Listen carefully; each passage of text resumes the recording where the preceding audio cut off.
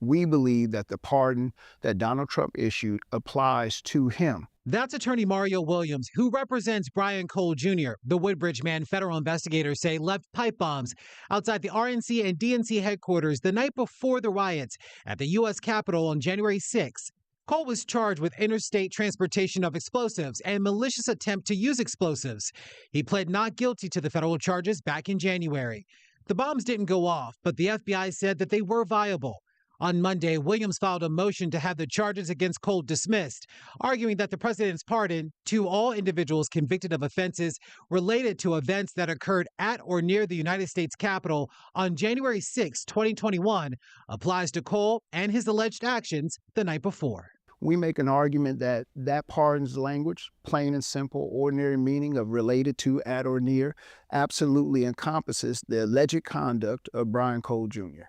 Even though these sort of pipe bombs were left on the 5th, not on the 6th. Okay, so this is why I did examples. In the motion filed by Williams, he cites examples like that of Kenneth Harelson, who was convicted of a felony after he transported ammunition and firearms to the Capitol on January 5th.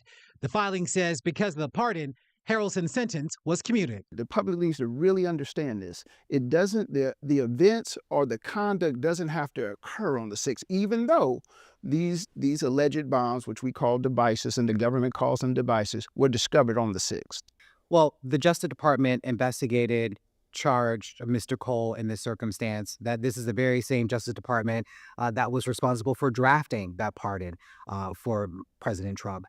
Why would they draft a pardon and not consider the pardon, whether or not it would apply to Mr. Cole before bringing charges against Mr. Cole? Well, I don't know what that you're causing me to speculate on whether they considered it or not. I don't know if they considered the pardon, but I know that the pardon applies. So you're trying to say that this guy was like this Ted Kaczynski bomber. He's not. He simply is not. The facts don't fit that.